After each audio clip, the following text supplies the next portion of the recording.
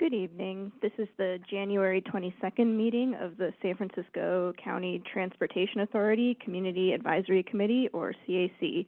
I'm Kat Siegel, chair of the CAC. Our vice chair is Naj Daniels. I'd like to thank our clerk, Amy Sayung, and our operator, Brittany Chan, for this meeting. Madam Clerk, please do a roll call to ensure we have quorum, and then please read an announcement about public comment. CAC members, when I call your name, please say present to ensure quorum. Member Boers absent. Vice Chair Daniels? Daniels present. Daniels present. Member Ford absent. Member Kim absent. Member Margarita absent. Member Milford Rosales? Milford Rosales present. Milford Rosales present. Member Ng present. Ng present. Member Ortega? Ortega present. Ortega present. Chair Siegel? Siegel present. Siegel present. Chair, we have quorum. Oh, and my public announcement. Public comment will be available for each item on this agenda via telephone by calling one of the numbers listed on the front of the agenda or joining the meeting through the Zoom link. Once you join, you will be able to listen to the meeting as a participant. To make public comment on an item when the item is called, members of the public participating by Zoom wishing to speak should use the raise hand feature or dial *9. Do not press *9 again or you will be removed from the queue. When you are asked to unmute yourself, press *6 or the unmute button to unmute yourself. The live operator will advise that you will be allowed 2 minutes to speak. When your 2 minutes are up, we will move on to the next caller.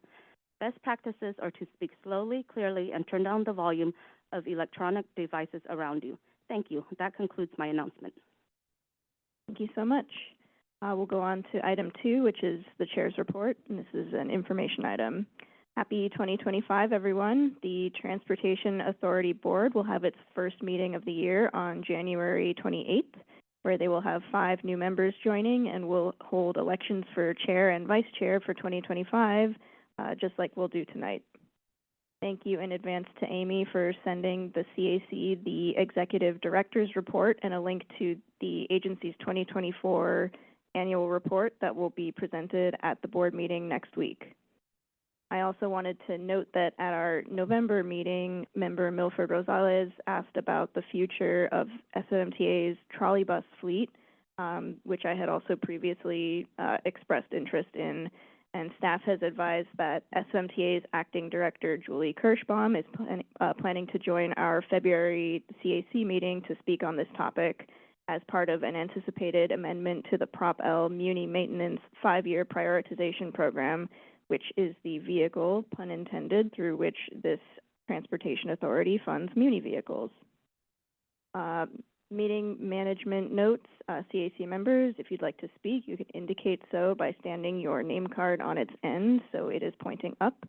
When I call on you to speak, press the red star sticker on the base of the microphone to turn it off, and kindly turn off the microphone when done speaking by pressing the red star again.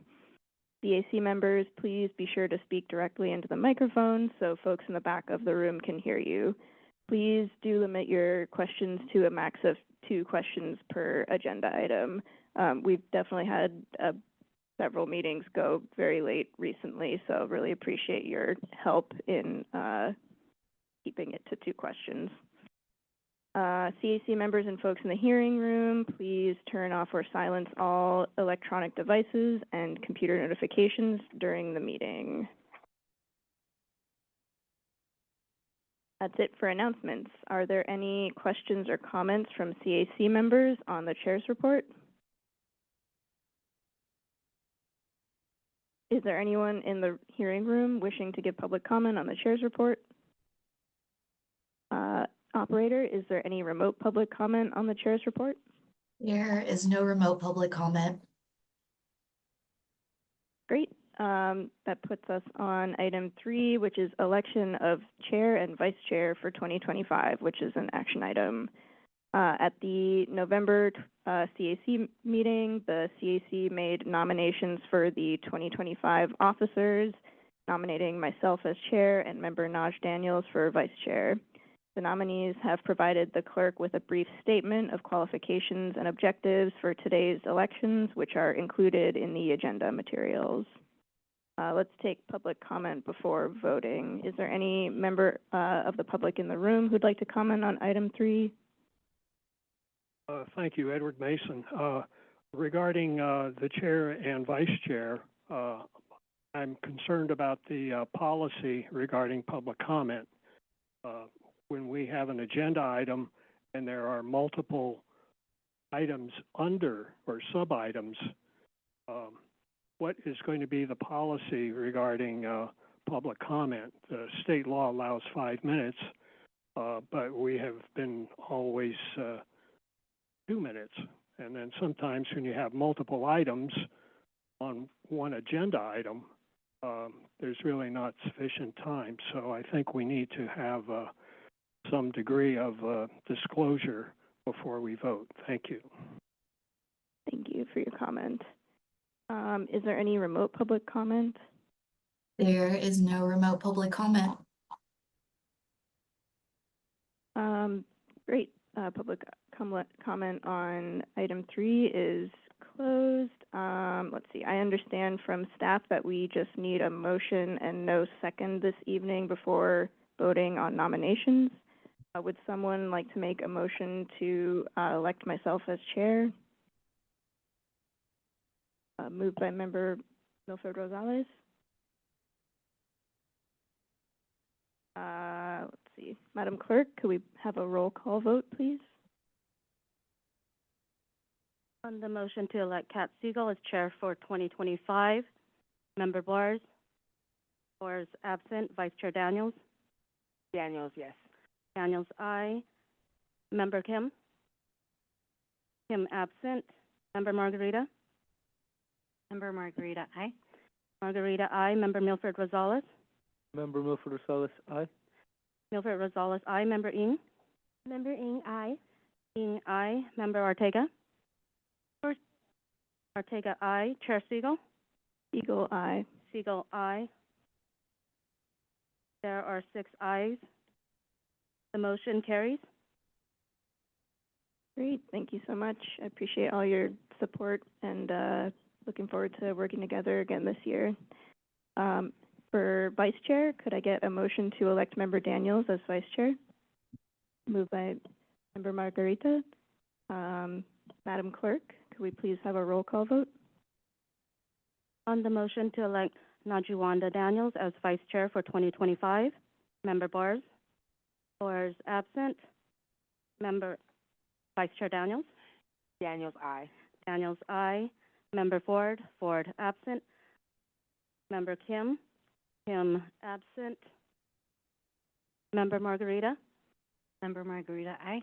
Margarita, aye. Member Milford Rosales. Member Milford Rosales, aye. Milford Rosales, aye. Member Ng. Member Ng, aye. Ng, aye. Member Ortega. Ortega, aye. Ortega, aye. Chair Siegel. Siegel, aye. Siegel, aye. There are 6 ayes. The motion carries. Congratulations, Vice Chair. All right, that puts us on the consent agenda. Items 4 and 5 comprise the consent agenda. Staff is not planning to present, but is available to answer questions. Do any CAC members have any questions or comments on the consent agenda? Not seeing any. Is there anyone in the hearing room wishing to give public comment on the consent agenda?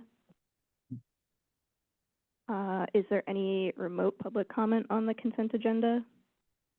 There is no remote public comment. Great. May I have a motion and a second to approve item 4, the minutes? Moved by Member Milford Rosales. Second. Seconded by Vice Chair Daniels. Madam Clerk, would you please take a roll call vote? On the motion to approve item 4, the minutes, Member Bars. Bars absent. Vice Chair Daniels. Daniels, aye. Daniels, aye. Member Ford. Ford absent. Member Kim. Kim absent. Member Margarita. Margarita, aye. Margarita, aye. Member Milford Rosales. Milford Rosales, aye. Milford Rosales, aye. Member Ng? Ng, aye. Ng, aye. Member Ortega? Ortega, aye. Ortega, aye. Chair Siegel? Siegel, aye. Siegel, aye. There are 6 ayes. The consent agenda is approved. Thanks so much.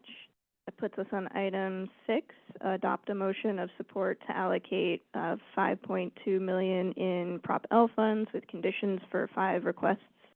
This is an action item, and Anna Lafort, Deputy Director for Policy and Programming, is with us to present this item.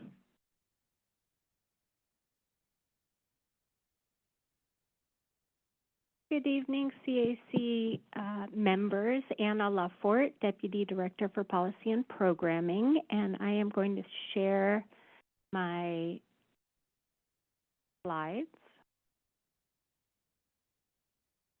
Great.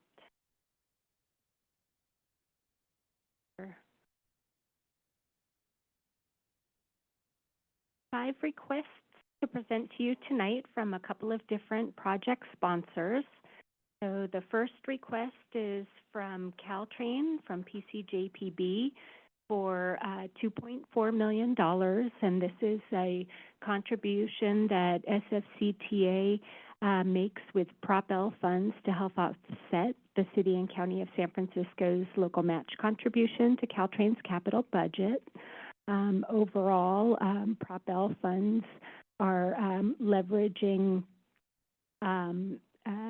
other funds to complete the project, and this is to replace the existing predictive arrival and departure system with an upgraded industry standard solution for train arrivals and departure predictions. And this will integrate with the new electric multiple units, so the new vehicles that are part of the vehicle fleet.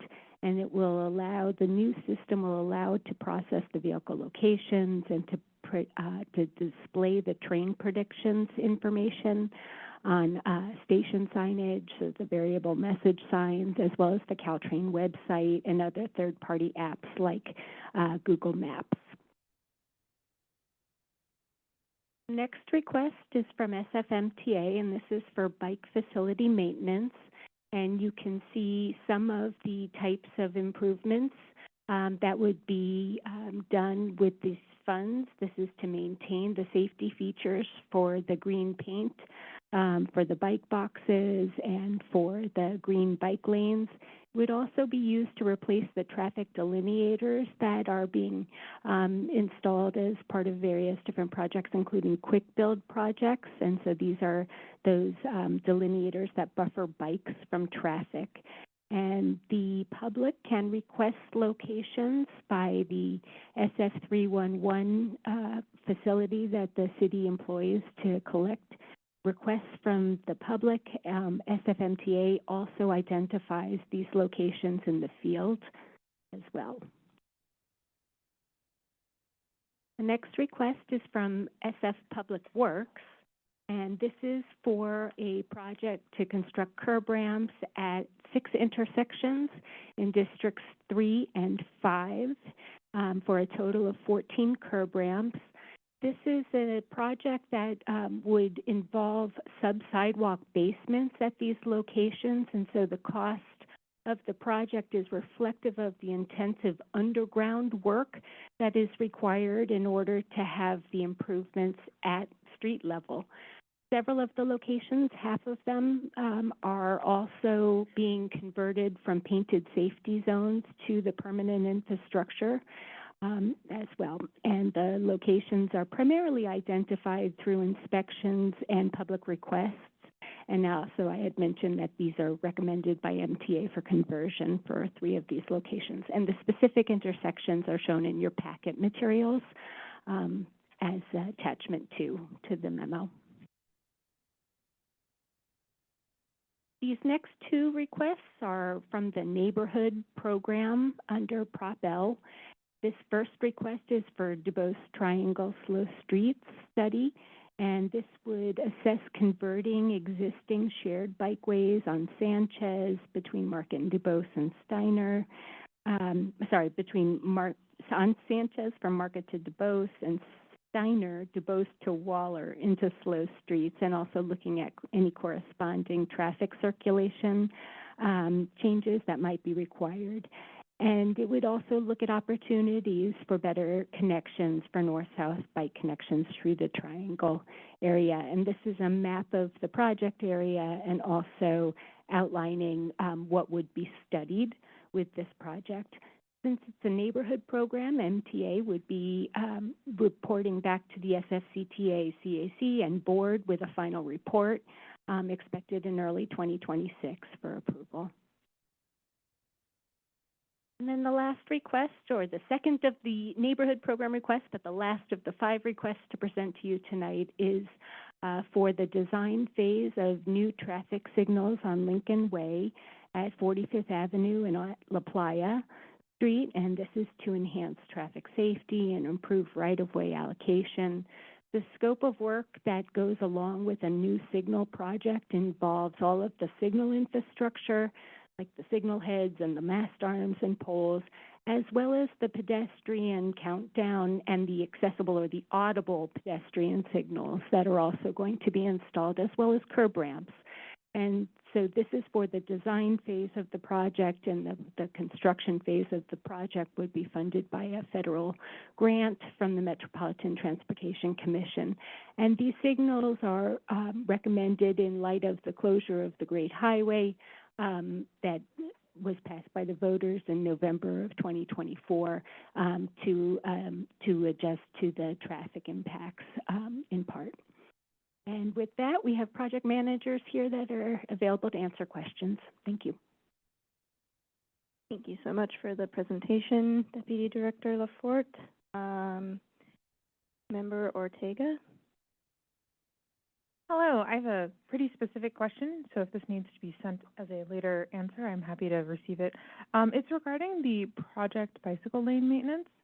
In your packet, you have a note here that says, bicycle lanes will be repainted using green epoxy and a bike box mixed zone facilities and will be repainted using green thermoplastic treatment.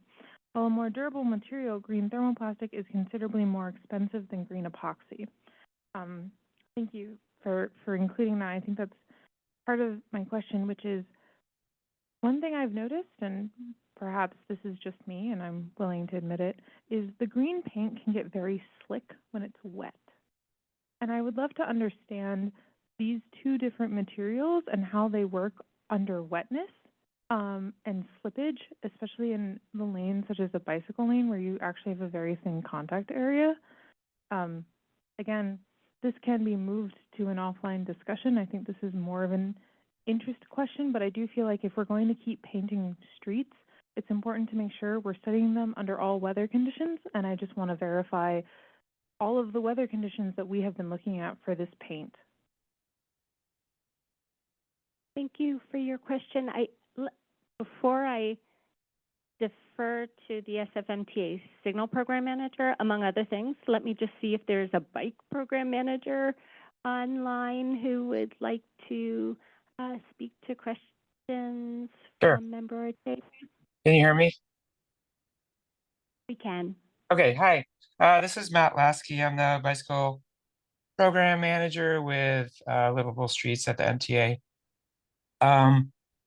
That's a good question. So the paint that we use is like specifically designed for bikeways and road use. And so there is some level of grit. It sounds like you're having more of a question or more concerned about, I guess, more like in the bike lanes, because typically the paint that the thermoplastic we would use in like a bike box is a different material than we do use in the bike lanes, which is just more epoxy versus thermoplastic. And they are, I forget the terminology, but they are rated for like that friction um, and tested. But that's like outside our realm. It's more by the manufacturer. So if there are like specific locations where you have concerns, I'm happy to kind of review those and Yeah, we're happy to review those. And if there's actual like specific information you want, I'm happy to share that from the manufacturer as well. Yeah, can I actually have all of the material data sheets for them? Sure. Yes, so Awesome. I can share that with staff and then they can share that with you. Is that right? Yeah, that'd be appreciated, and I will rediscuss with some of the people I've been talking to about some of the slippage as well. But when Yeah. I was biking extensively, I definitely noticed it near the 101 underpass, where water would Mm. often drip down into the bike lanes Okay. from the highway, which is it was just like a lot of extra water, which is part of the reason I'm curious. Like, I understand it's probably rated for outside, but I want to understand how much water is it actually rated for, and that will bring me up to a different question later on about understanding the drainage systems that we should talk about for bike lanes, because there's none, and that's a Okay, big so problem yeah. for winter.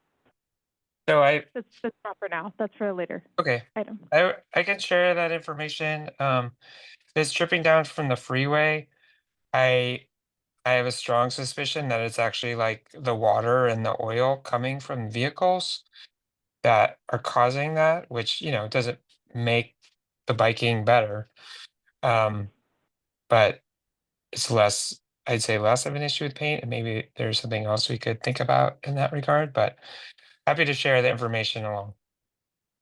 Yeah, and I was just curious because I just noticed it more on the sections with paint than without, and it's just a thing I wanted to ask about. Okay, Thank you. sure. Bryant Wu, Senior Traffic Engineer. I'm not a bike expert, but I do bike every day, and I can answer a little bit about this. As Matt Lasky alluded to, depending on the material used, there's this various skid resistance with each material, and certainly we can provide you with those material sheets. That said, depending on the material, they can get more slippery or less slippery. Less because of the material used and more because of where the material is placed. So the locations where you'll probably tend to notice things to be more slippery would be at locations closer to the gutters, where water essentially ponds, not just water, as mentioned earlier, debris or whatever that's also in the road, and particularly along the Central Freeway, where you're essentially doubling the number of, or tripling or quadrupling the number of vehicles traveling over said bike lane, because it isn't just what's on 13th or what's on Division, but also all the freeway lanes above it that are essentially draining to the surface. So it's a combination of multiple things, and then certainly as a cyclist, sometimes in some areas it could also be various quality of life issues that you have to avoid, or other debris that collects as well as whatever debris that collects near the catch basins. The areas that tend to get the most slippery are the areas near the catch basins and along the gutters. And then other locations like the bike boxes, for example, those tend to be grippier in part because, one, they're a newer installation, two, they're away from the corners where there's less ponding, also away from the away from the path of pedestrians. And so there's a multitude of factors at play here. Thank you. Are there any other questions or comments from members? Member Ng? Sorry if it's a silly question, but what is a sub-sidewalk basement and why is it needed? Jack of all trades here. I'm not with Public Works, but a sub-sidewalk basement is exactly what it sounds like. A basement that is connected to an adjacent property, but located directly underneath the sidewalk. So you'll find that in a lot of older parts of the city, particularly in the northeast quadrant. One of the most common tells that you see, particularly in Chinatown, where you would see the doors literally open out of the sidewalk, and you would see a staircase that leads to a basement at an adjacent business. So would it basically be like you're constructing the sidewalk, but you have to avoid someone else's property? Like under? That's exactly right. part of what makes construction so fun in some of the older parts of the city, where you basically have to encroach into someone's private property, even though above public sidewalk. Sounds good. Thank you for the clarification. I was also looking up some of the intersections on Google Maps right now, and a lot of them look like pretty new areas, and they already have ramps there, so I was just kind of wondering why these specific intersections were identified when they already have ramps. Is there a project manager from Public Works who'd like to address that? Hi, yes, hello, can you hear me? Yes. Okay, great. Hi, everyone. My name is Anastasia Haddad. I'm with San Francisco Public Works. I am the curb ramp program manager. So if you skim through the project locations, and if you did identify locations where you see presumably new curb ramps, I believe those are the locations that we are converting from a painted safety zone to a full bulb out. Yes, if they already do have, existing curb ramps, but SFMTA did identify these locations that were in need of traffic calming, and so they wanted to convert these to bulb outs. Sounds good. Thank you. Mm-hmm. Are there any other questions or comments from members? If not, let's go to public comment in the room. Thank you, Edward Mason. Regarding the bicycle maintenance facility, I assume that there is some type of thermal plastic that's used, and the question is, what happens when that deteriorates? It probably flows into the bay. And I see that I see all of the deterioration that goes on, and I always wonder about the thermoplastic aspects of it. And since we are all now, based on the latest reports, all walking plastic in our own bodies now, so that's a concern. Curb ramps and sidewalk basements. Although we've communicated with the PUC, what about water and sewer replacement, PG&E gas replacement?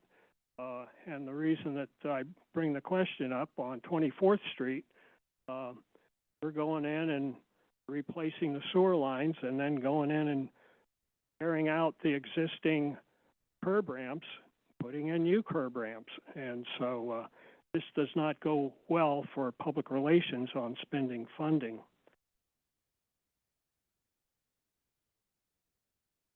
I think the slow streets, my comment on the slow streets are, this is a public relations problem, because people view this as muni spending money on something that's really not favorable in a lot of people's views with slow streets.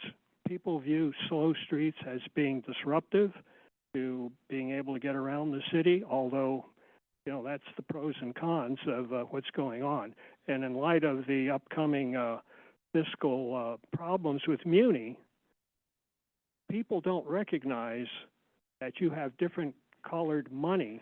Thank you for your that comment. can go on. So this is an issue that's why I say it's a public relations problem. Thank you. Is there any remote public comment on this item? There is no remote public comment. Great.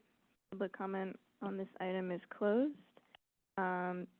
This is an action item. I believe we could take this same house, same call if there is no objection. No objection? Great. We need a motion. Excuse me. So can I get a motion in a second? Moved by Member Margarita, seconded by Member Milford Rosales. And then now we can take it same house, same call without objection.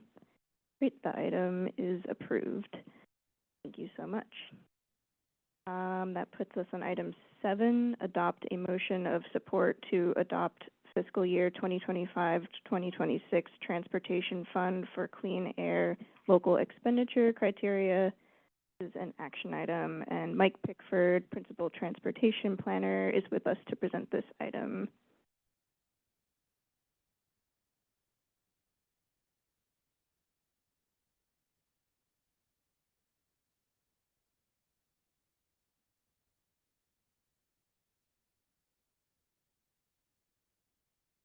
Okay, you should be able to see my slides now.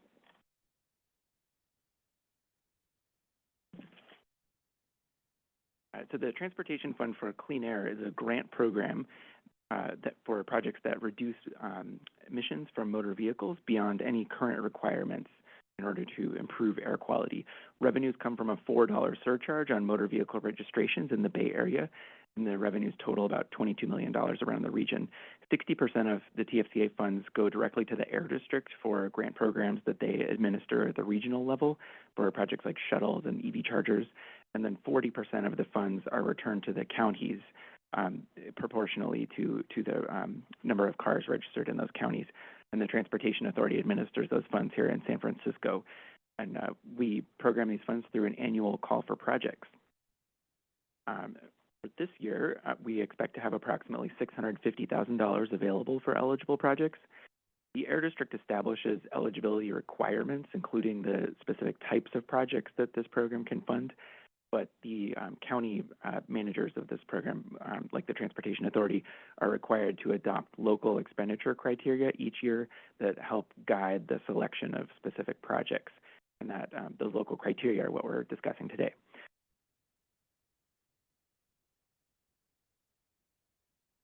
So the Air District's requirements include not only the project types, but also strict requirements like a cost effectiveness threshold that every project must meet. And within all of the constraints that are established, we're typically able to fund somewhere in the range of 3 to 5 projects every year. In past years, we funded a range of projects including bike parking, shuttles to transit hubs, low emissions city vehicles, electric vehicle chargers, and we even funded building the Clipper Transit Pass into the San Francisco State University student ID card. So for this year, for our local expenditure criteria, we're not recommending any changes versus recent years. The criteria include prioritizing projects by project type, with zero emissions non-vehicle projects as our top priority.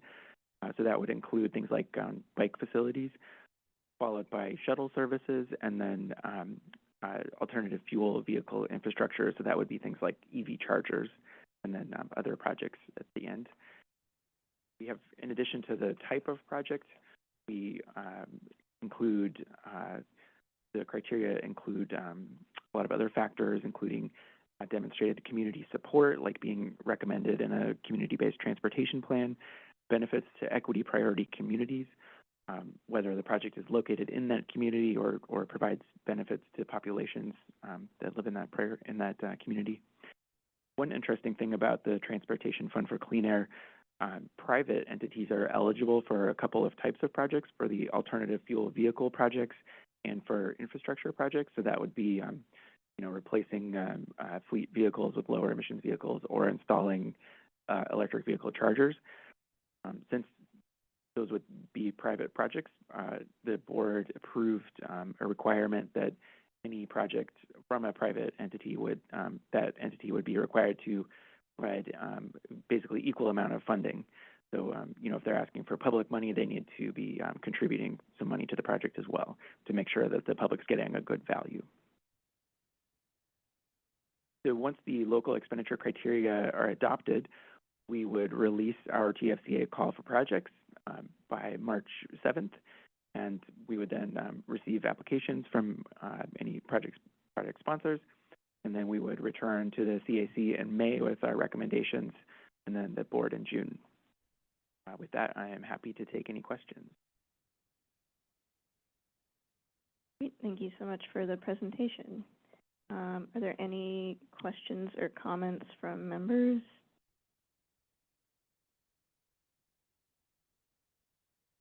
I have a question.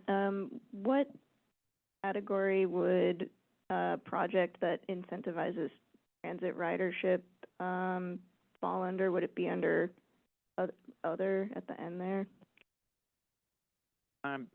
Good question, actually. Yeah, I guess it would, well, I think we would probably consider that a zero emissions non-vehicle project, because what you're doing there is incentivizing using an alternative mode of transportation. And so we have funded for a number of years now the the Environment's Emergency Ride Home program, which is a similar program that's designed to incentivize people to take sustainable modes of transit instead of, riding a bike or something instead of driving a car. So it's that same type of an incentive program. Okay, great. That's helpful. I interpreted non-vehicle to mean not involving transit vehicles. Okay, that's helpful. Thank you. Mm-hmm. There are no questions or comments from members. We can go to public comment in the room. Thank you, Edward Mason. In the project type, number 2 says shuttle services that reduce vehicle miles traveled. My question is, private shuttle services or shuttle services that are open to the public? I think we need to define that we would be spending money on that. So is this for, the photo had the Presidio, so that's public, open to anyone. So I think if that be the case, this document should reflect open to the public. Thank you. That's an easy one. The Air District does require that all shuttle services are open to the public, and that requirement is written in the enclosure for this item, which is the Air District's guidelines for the program. But we would be happy to add that clarification to the criteria if that's. Great. Thank you for your comment. Is there any remote public comment on this item? Member Margarita? Thank you. I'm sorry. I was trying to remember where there was a shuttle service that was for San Francisco State University that was cut, and I want to say that it happened within the last year to 2 years. And so I see that there was funding for it, but what would need to happen, or where did the ball drop, or who dropped the ball so that students who are, trying to use public transportation or these shuttle services, when they get out of school at night and, it's dark, et cetera, to have accessibility to these shuttle services, who would need to apply for that grant, or how can we ensure that the people at the university apply for this so that that service can be restored from BART to the university, et cetera? And you might know that answer or not, but I just wanted to kind of put it out there. Thank you. I'm not aware of that specific shuttle service. We have talked to San Francisco State and a number of years ago now about funding a shuttle service for them, and we did run into one problem with the Air District's rules that say a new shuttle service can't be too close to an existing transit service, and they have some definitions around that, and I think we were not able to design a shuttle service that met their requirements, at least for that location. That's helpful. Thank you. Is there any remote public comment on this item? There is no remote public comment. Great, then public comment on this item is closed. I have a motion and a second to approve item 7, moved by Member Margarita, seconded by Member Milford Rosales. We should be able to also take that one, same house, same call, without objection. No objection. The item is approved. Thank you so much for the presentation. That puts us on item 8, adopt a motion of support to approve the 2025 state and federal advocacy program, and this is also an action item. And Amber Crabb, Senior Public Policy Manager, is with us to present this item. Good evening. So every year you see this item. It's basically a legislative advocacy program that it's pretty high level goals and strategies that then guides the reports and the positions that we bring to our board and to you every month. So it's comprised of 2 main principles. The first is seeking and protecting funding for San Francisco's priority transportation projects and programs. The second is supporting the city's other policy goals, things like autonomous vehicle regulation, implementing the city's climate action plan, and Vision Zero. So it is developed every year in coordination with other peer agencies such as SFMTA and the Metropolitan Transportation Commission. So with respect to the state level, I'm going to go through kind of our top 5 priorities that we see as focusing most of our effort on this year, unless something new comes up, which it always does. The first is engaging on work that's currently ongoing on authorizing a regional transportation revenue measure. That is something that Senators Wiener and Arreguín have introduced Senate Bill 63, which has intent language and will eventually carry the language when it is fully developed. And we are working closely with Senator Wiener and agencies across the region, and you'll hear more about this effort in your next agenda item. The second priority is seeking an extension to the state's cap and trade program, which is a program that auctions permits to the state's biggest greenhouse gas emission producing agent organizations, and then reinvest the proceeds in projects that reduce greenhouse gas emissions. So it doesn't expire till 2030, but it's important to extend the program now because several of the important funding grant programs have pre-committed funding through 2030. And so without extending it, then funds in particular that support major transit capital priority programs won't be available, and we need them for critical city priorities.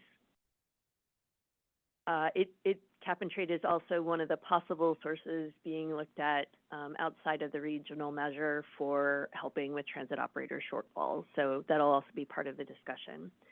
The third priority is advocating to maintain or increase the transit operating funding at a minimum at levels that were promised as part of the fiscal year 23-24 state budget, where the governor, in a time of surplus, committed an additional $5.1 billion to primarily public transit.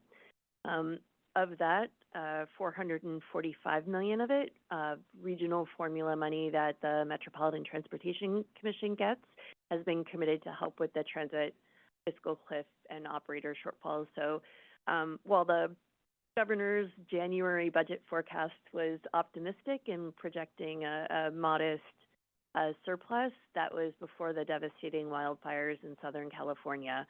So we expect when he releases a revised forecast in May that it potentially could look very different. So it's important that we continue to educate and keep front of mind to our legislators how important this money is to the transit systems in San Francisco and the Bay Area. Then the fourth priority is seeking to secure or advance securement of the approximately $1 billion that the Portal project is seeking as part of its overall funding plan to hopefully secure and match the federal funding that's committed to the project. And that could be out of cap and trade or any other state sources, but time is right to really start pinning that down. And then finally, we'll be focused again on ensuring that AVs, autonomous vehicles, are deployed in a way that kind of balances the benefits and impacts. And this is something that we worked a lot on last year, and we expect additional legislation to be introduced this year. So we focused on supporting the technology, but really looking to introduce common sense measures about enforcement and regulation and accountability to make sure that they're safely deployed on our roads. And then at the federal level, usually we say, let's go secure new funding for the city, but, you know, our focus now after 80 plus executive orders and signals from the new administration is really going to be trying to defend the funding that we were already anticipating. We know that the programs that are most at risk right now that the administration has the most discretion over are unfortunately transit programs, as well as these kind of big federal discretionary grant programs that have been supporting capital projects, and then anything related to electric vehicles. So lots of risks. I think we're all still trying to figure out what's happening and what we need to do to help support continued funding for California and San Francisco priorities. So talks will also likely begin this year or continue on reauthorization of the current federal transportation bill, which expires in 2026. So we don't expect anything this year, but talks usually ramp up about this time. And then finally, we'll also be working at the federal level around autonomous vehicle regulation and maintaining federal oversight and regulation, as well as, like, where applicable, allowing states and local governments to have regulation authority for the new technology. So with that, that's our program that we're seeking approval on, and I'd be happy to answer any questions. Much. Are there any questions or comments from members? Member Milford Rosales. Thank you very much for your presentation. If I recall correctly from this past year, there were a lot of obstacles in trying to get just basic safety data reporting from AVs, some of those coming from the governor himself. Is there any indication that there will be changes at the state level on this front, or is it likely to be a similar uphill battle? Yeah, we continue to get kind of piecemeal, and we would call it insufficient data from both the California Public Utilities Commission as well as the Department of Motor Vehicles. The governor, in vetoing one of the pieces of legislation, autonomous vehicle legislation last year that we provided a lot of technical input into, that was run by Assemblymember Haney, the veto message did indicate a receptiveness and to providing data, and so it was pretty general. But subsequently, the Department of Motor Vehicles has released draft guidelines on potentially stepping up its role, at least in collecting data. So it might happen at the state level. I'm not sure if it's going to be passed on to local jurisdictions, but, you know, even getting that information collected at the state level, I think, would be a step in the right direction. That's great to hear. And yeah, thank you all very much for continuing to try and get some level of oversight and or regulatory control over these. Hopefully I'm not being optimistic. Are there any other questions or comments from members? Let's go to public comment then in the room. Thank you, Edward Mason. Regarding emerging mobility, I believe that the AVs should pay for our oversight. In other words, they're operating on the public roads. They don't have a medallion fee that they have to pay, and we are stuckees, as I like to say, on having to pay for monitoring all of the violations that occur. Last night I heard on the radio that one of them was stalled on 280 near Ocean Avenue in the middle lane someplace. So I'm sure that there's a ton of reports coming out, but we have to pay for it. And so I think that they should have a medallion fee, or they're run by the state, so we can't penetrate the CPUC. But we are the research and development lab for this, and we are having to pay for it. They could go to Nevada at Black Rock and establish San Francisco, build it there, and go test it there. But no, we're having to do it here, so we should be reimbursed for it. Really, regarding the emerging mobilities with electric vehicles, we're also going to be confronted with the charging infrastructure that we have to do.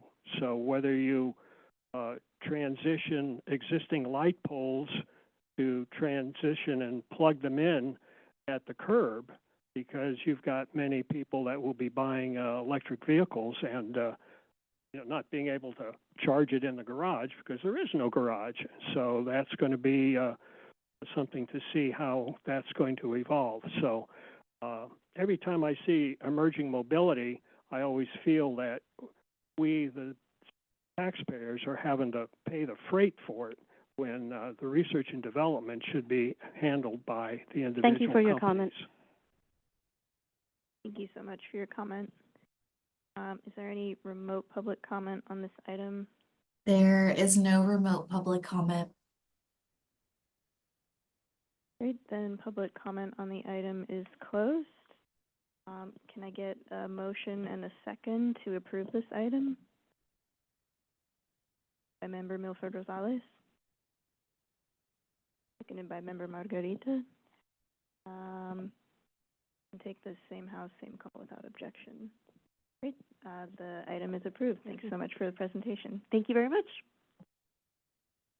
Okay, that puts us on item 9. Is the Regional Transportation Revenue Measure update, and this is an information item. And Martin Reyes, Principal Transportation Planner, is here with us to present this item.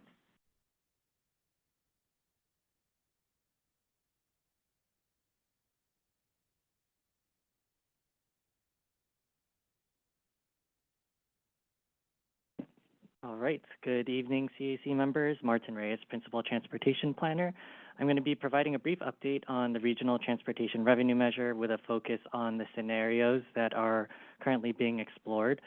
I do want to start by saying that this regional measure process is really, really fluid, and we'll be coming back regularly to CAC and our board with updates on this process as it evolves.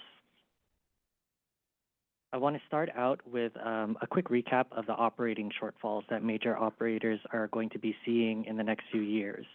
So this slide that you have in front of you, if you look at the green bar on the left, this shows operator-reported shortfalls, which reflects the operating needs that each transit agency is going to be seeing as of fiscal year 2027. The gray bars on the right show the fare revenue loss portion of those shortfalls. So most notably, BART has an anticipated gap of $385 million annually, Caltrain $80 million, and SFMTA $280 million annually. On December 9, the Metropolitan Transportation Commission, which is the region's transportation planning agency leading the current effort on a regional measure, took action on the work of the Select Committee, which I've talked about previously here. As a reminder, the Select Committee was a group of commissioners and members of the public that were tasked with building consensus on a regional measure, and I'll be touching on each of these 3 bullets as we go on. So the Select Committee adopted these policy provisions, which were also adopted by the full MTC Commission. I'll focus in on the 4th bullet here, which is actually a really important point, and it also had pretty good consensus, although it was not unanimous. The legislation is being recommended to include an option for a citizen initiative. And this is a response to prior polling, which showed that support was falling below the 2/3 threshold, which is needed for passage of a measure. This slide shows the revenue mechanisms that have been explored by MTC to date. MTC has settled on the top 2, which are sales tax and parcel tax, but payroll tax has also been in the mix in recent discussions. For reference, sales tax is a very common source of transportation funding in the Bay Area and in California. Most counties in the Bay Area dedicate some level of sales tax for transportation. Parcel tax and property tax parcel tax and property-based taxes are also, they're not as common as sales tax or transportation, but they do exist. AC Transit has an existing parcel tax, and BART is also partially funded through property taxes. This list is not exhaustive. There were other revenue sources that were also considered by MTC, but sales and parcel were considered the most viable through this process. Now I'm going to discuss the 3 different scenarios that have been discussed at MTC to date, and I want to preface this by saying that these scenarios should only be taken in as examples of what a regional measure could look like. This year's legislative process is going to define what the regional measure actually looks like, and what comes out of that process this year could look really different from what you're seeing on the screen. That being said, the first scenario here is scenario 1A. Scenario 1A is a short-term, smaller measure focused on solving for the transit fiscal emergency. It's a 1/2 cent sales tax that generates at least $562 million a year for 10 years. And it would be enacted in Alameda, Contra Costa, San Francisco, and San Mateo. Those 4 counties are what we generally refer to as the core counties, and there would be an option for Santa Clara to opt in. 10% would be taken off the top, reserved for transit transformation. That would be led by MTC for regional transit initiatives such as mapping and wayfinding, fare integration, and bus priority. The rest of the money, 90%, would go towards transit operations, which would help cover adjusted fare losses for most of the operators. So this graph shows the magnitude of problem solving that scenario 1A achieves. For BART, it solves for $307 million of its $385 million annual shortfall. Caltrain, $39 million of its $80 million shortfall, although there would be an additional contribution from Santa Clara outside of the regional measure if they did not opt in. SFCTA would get $88 million of its $280 million shortfall. And in short, this summary is pretty good for BART and Caltrain, not as good for Muni or AC Transit. The second scenario being looked at is called the hybrid scenario. And this hybrid scenario is a long-term, larger measure that includes a multimodal expenditure plan, meaning it funds more than just transit operations. This scenario is based on a 1/2 cent sales tax plus a 9 cent per building square foot parcel tax that generates at least $1.3 billion annually for 30 years. Again, it would take place in the 4 core counties, although this time around, the other 5 counties could opt in. There is a caveat here where this scenario would actually only move forward if Santa Clara supported and opted in. Again, there's 10% off the top for transit transformation. There would be about 50% initially dedicated to solving the transit fiscal cliff. That would only last for about 8 years. Then that funding would drop down over time in order to grow the county flex pot, which provides discretionary funding for counties to take on different kinds of transportation projects, including capital projects. And this graphic depicts how money is going to be used over the life of the 30-year measure. As you can see, funding for the transit fiscal cliff starts at around 50% of all funding in year 1, but it drops in year 9, and it drops again in year 16. And this is done to provide more money for the county flex pot, like I mentioned earlier. That county flex pot could include a huge range of projects not limited to transit operations. It could include capital, like filling potholes, active transportation, and other kinds of projects. And this graphic shows the problem solving that hybrid scenario does for the major operators. There is more funding available here for transit operators. SFMTA, for example, would see $250 million per year until year 9, and then that would drop down to $140 million until year 16. MTC would determine how much money transit agencies get after year 16 for their operating needs, because it is difficult to tell right now, 15 years out, exactly how much need there would be for the transit operators. And while there is more funding for both transit operations and transportation improvements in general, it would be a difficult lift to move this one forward, and the measure is pretty complicated to explain to the average voter. The last scenario I want to quickly go over is a proposal developed by SFMTA in partnership with other operators. This utilizes either a variable rate parcel or sales tax across 5 counties, 4 counties plus Santa Clara. San Francisco would have the highest tax rate, while Santa Clara would have the lowest, and that reflects the need in terms of transit deficits being the greatest in San Francisco and the lowest in Santa Clara, and the fact that we generally have lower revenue output than other counties for these kinds of taxes. This would generate about $37 million per year for AC Transit, $300 million a year for BART, $73 million a year for Caltrain, and $87 million a year for SFMTA. These funding levels are pretty similar to Scenario 1A funding levels, with a little bit more funding for Caltrain. And like the hybrid scenario, this proposal also would fund a multimodal expenditure plan that includes transportation capital projects. And since all of these 3 scenarios that I just described touch on using a sales tax, I also wanted to show you this table of sales tax rates in the Bay Area, just to give you a sense of where San Francisco lies in comparison to the other 8 counties. This is ordered by increasing base sales tax across the county. So you'll see Solano County has the lowest base sales tax rate with 7.38%. Alameda has the highest base sales tax rate with 10.25%, and we are the 4th lowest. San Francisco has a sales tax rate of 8.63%. As Amber mentioned in her presentation earlier, there's already been a bill introduced by Senators Wiener and Arguin. It's Senate Bill 63. It is currently an intent bill, which means they haven't written the entire bill yet, but it will be amended over the next few months to actually reflect what gets decided on in terms of the regional transportation revenue measure. So this is a bill that we'll be reporting back on regularly to the CAC and our board. Now, in parallel with the regional measure efforts, other agencies are also working on Plan Bs and complementary plans.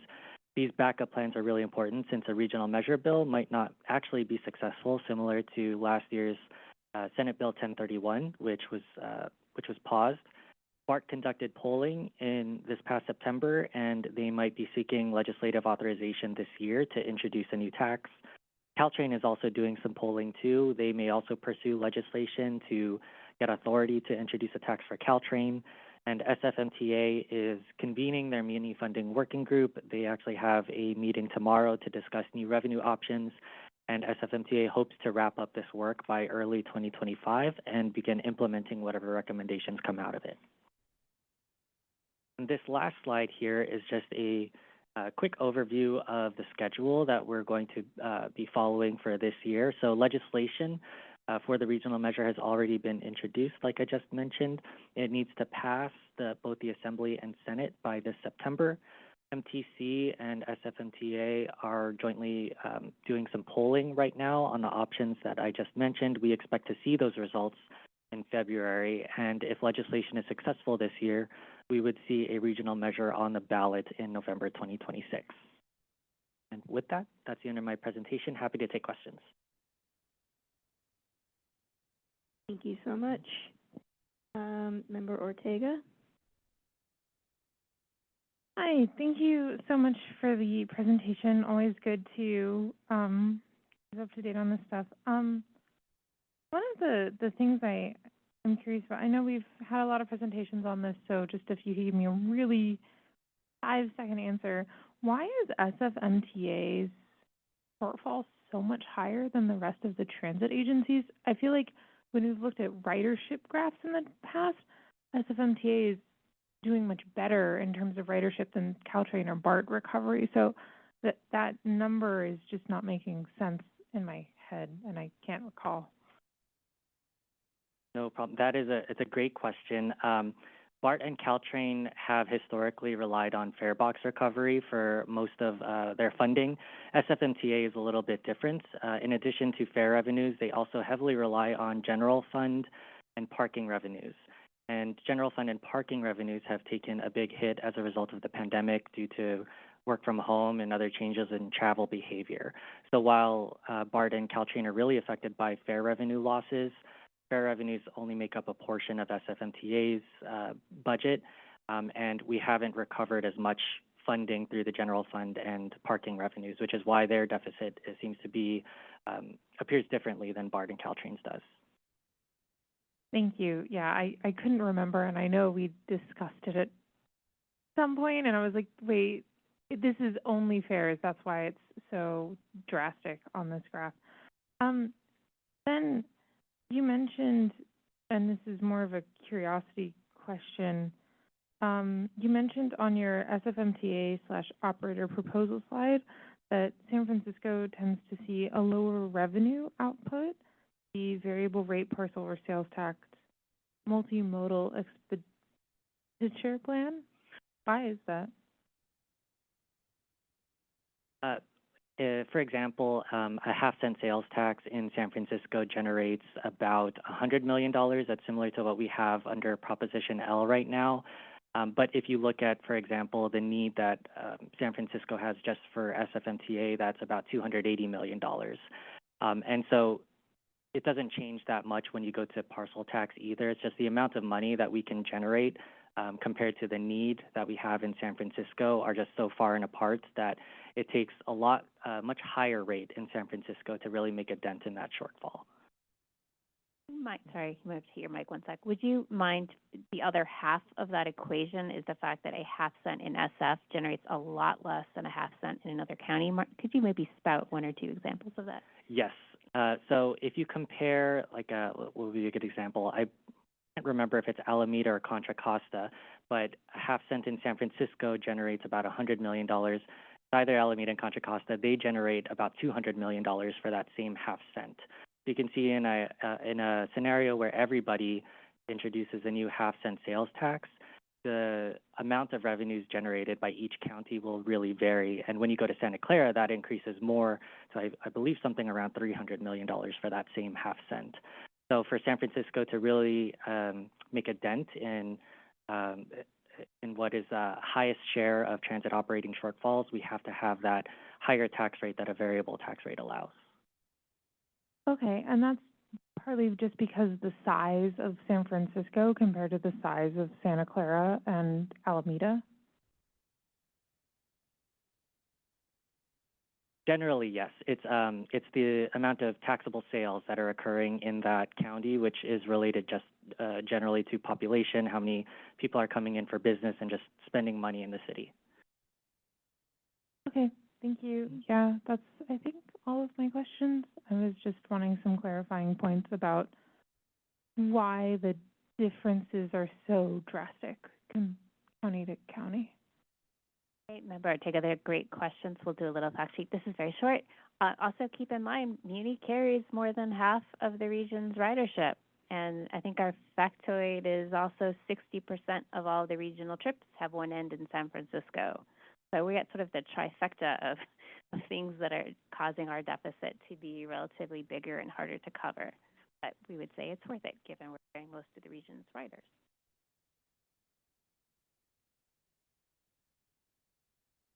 Member Margarita? Thank you so much for your presentation, and thank you, Maria, for your comment, because I was just going to add to that. Why is it that Santa Clara County gets the opportunity to opt in when they're benefiting from San Francisco's leadership?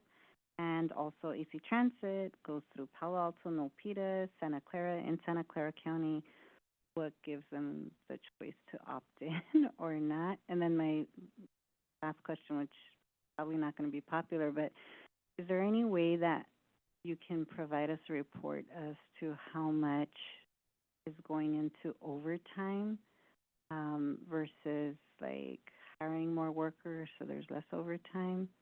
Thank you.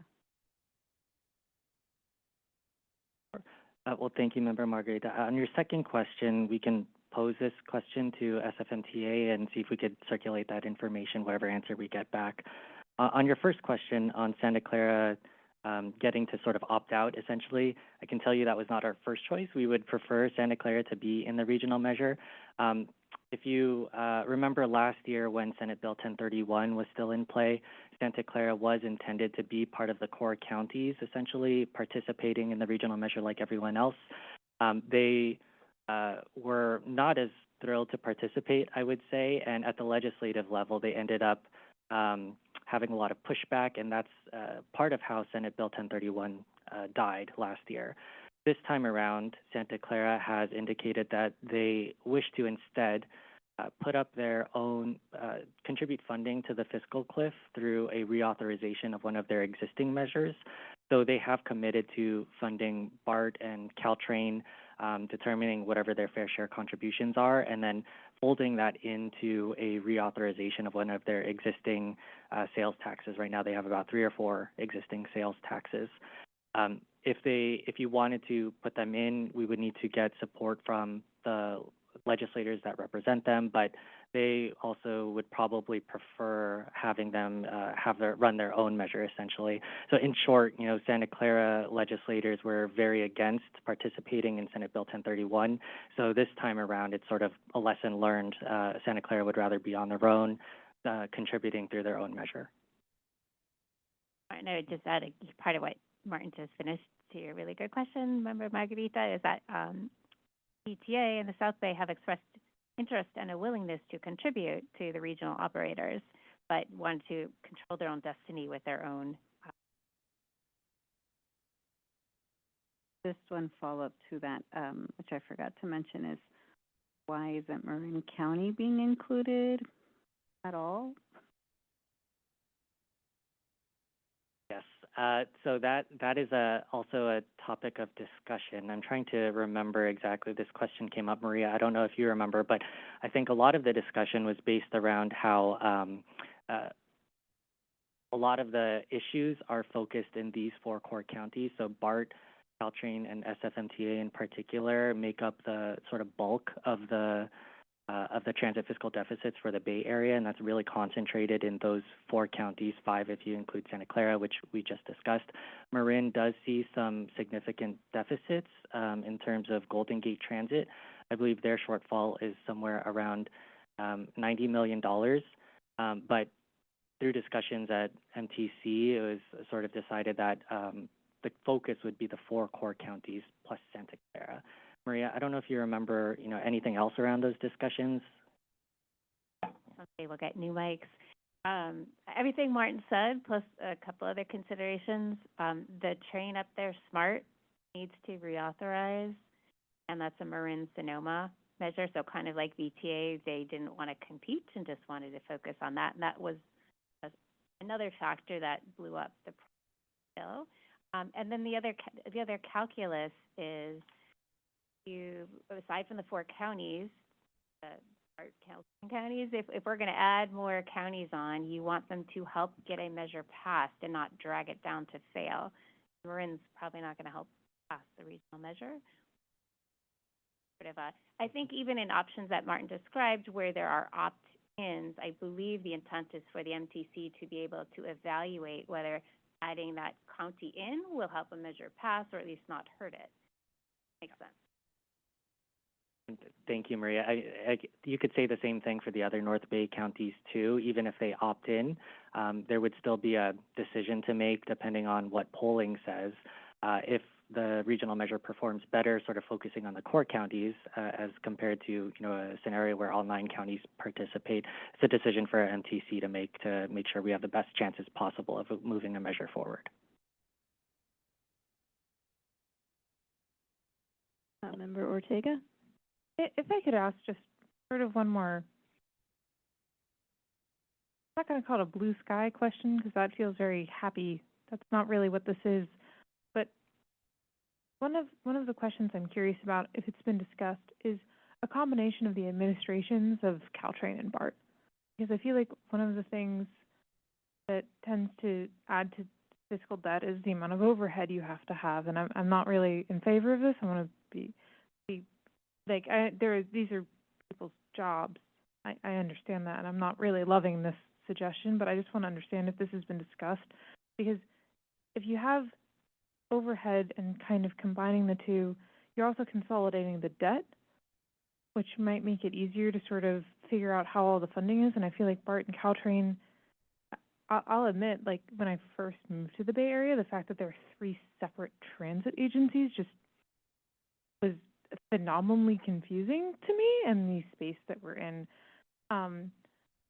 And I understand that they do very different things, and then they can have very different goals, and I don't want this to be taken as a, like, this is obviously the best answer. Like, I don't think that. I'm curious if that's been discussed. Definitely has been discussed. I think I'll say two things about it. This issue of transit consolidation, which I know the CAC has heard about before, had heavy discussion last year between all the operators. I will say it's sort of a non-starter for Caltrain. A lot of the electeds feel very strongly about this issue, and it would definitely cause some pushback on the regional measure effort. There was actually a pretty strong consensus. It wasn't unanimous, but there was pretty good consensus built at the select committee that transit consolidation is worthy of being studied further. Nobody was really doubting that there could be potential benefits from some form of consolidation, whether it entails something like actually combining the agencies or something lower on the spectrum where it's some sort of oversight body or more coordination. So everybody on the select committee, or most people on the select committee, agreed that it was worthy of further study, but not to be included in the regional measure legislation. And I know Senator Wahab, who led legislation around transit consolidation last year, is still very interested in pursuing transit consolidation. So we expect this to continue to be a topic of discussion, but MTC is trying to keep it separate, as a separate discussion from the regional measure. So all to say, you will still hear about transit consolidation, just trying to keep it separate from the regional measure. Thank you for clarifying that. Member Milford Rosales. So with the discussion of a potential citizen initiative, I understand the benefits of having the 50% threshold instead of the 2/3 one. How would that work practically? Like, would it be run on volunteers? Would there be money allocated to paying for, to setting up a nonprofit to pay for staff to run this? Like, how much work would that be punting out onto volunteers entirely from the MTC?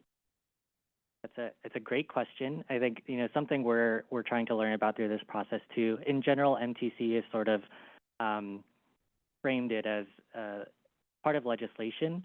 The measure framework would try to be developed as much as possible, and then from there, it really is up to outside organizations to take it on, raise money to gather signatures, and then put it on the ballot.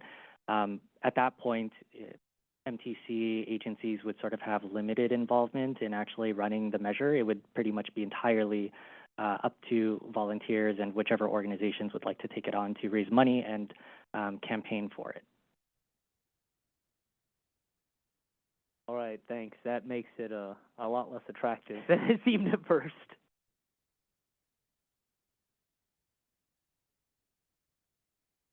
Are there any other questions or comments from members?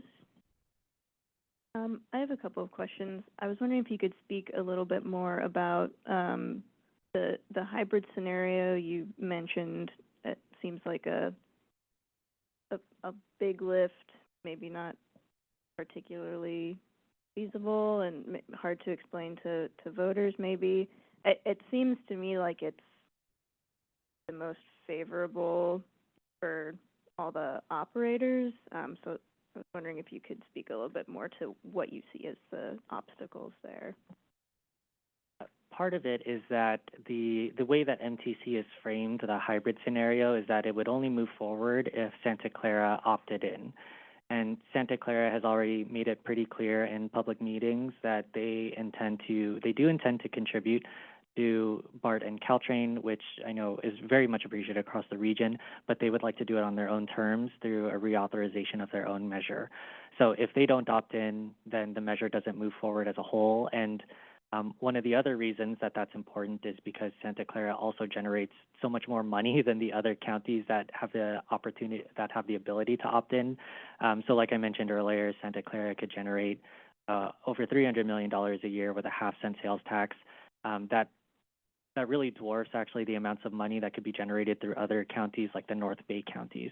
So that's an important factor. If Santa Clara doesn't opt in, there isn't nearly as much money to make it worthwhile. And then it goes back to the other issue we raised about voter thresholds, and North Bay counties probably being harder to pass the measure in the North Bay counties as compared to the other counties. So why does it require that scenario specifically require Santa Clara to in?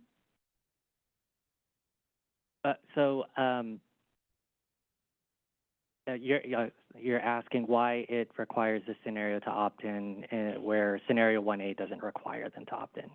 Right, exactly. Like, why can't just the other 4 counties run a hybrid scenario? I think this was a scenario that was really supported, if I remember correctly, by advocates and maybe some legislators as well, if I'm remembering correctly. And so I think MTC was really trying to acknowledge the desires of advocates to see this big measure that included a lot of funding for transit operations and transportation capital projects, and didn't want to just ignore that. So they put this on the table, despite it, really potentially not being able to move forward because of the Santa Clara issue. Maria, you might remember more to this. I'm not sure if I'm forgetting a detail or two. It's well said. I think MTC was struggling to try and address everybody's needs and sort of frame it. So it's like shrinking it down to the core counties is one end, that one scenario Martin described, and trying to find a 9-county measure the other end of the spectrum, which part of the bigger tent, besides the other counties, that just emphasize what Martin mentioned. More money means possibility of bringing in more capital projects in the trades and labor, and that might make a bill pass, but it's just kind of a scary hodgepodge right now, the way it is. However, as Martin started this out, this is all evolving, and they're just kind of frameworks, so it is very possible there could be And actually, Maria, you remind me of a good point, is that part of the select committee membership, there was representation by labor and business, and it was really important for labor and business to see a multimodal expenditure plan that included projects beyond transit operations. So they did want to see transportation capital projects, and that isn't really present in scenario 1A. So that was sort of another group of people that MTC was trying to solve for within the hybrid scenario. Okay, that makes sense. And then I know we're waiting for polling for the various options, but pending polling, like assuming polling doesn't show that like one of these is like a complete non-starter, would the Transportation Authority or the Transportation Authority Board ultimately consider taking a position and advocating for one of these over the others if it's more beneficial to operators? Yeah, I think it will depend on what's contained in the regional measure bill. There has been a lot of discussion about whether the bill should be crafted to be very flexible and accommodate, different kinds of expenditure plans at the end of it. So you could have a flexible bill that passes the legislature, and then MTC would help craft whatever expenditure plan is likely to move forward at that time at the end of the year. But I think in recent months, MTC has shifted more towards seeking a very detailed regional measure bill that has a specific plan for what could come out of a regional measure. And that's partly to support the opportunity for a citizen initiative. In order for a citizen initiative to actually get off the ground, that effort would need to start by MTC's estimate this summer. That's when money would need to be raised, signatures would need to start to be gathered. And so by that time, MTC and the legislature would want to have some sort of firm idea of what a regional measure could look like. So we will be coming back to our board with recommendations for a position on that bill. Depending on what's contained in it, it could be just a support position. It could be a support with amendments, but we will come back for a position on it. Great, thank you. If there are no other questions or comments from members on this item, we can go to public comment in the room. There's no public comment in the room. Is there any remote public comment on this item? There is no remote public comment. Great, then public comment is closed. Thank you so much for the presentation, really appreciate it. Then we can go on to item 10, which is the SFMTA Bike and Roll Plan update, and this is an information item. Also, we have received public comment on this item, and it has been posted on our website. Christy Osorio, Transportation Planner, is here to present this item.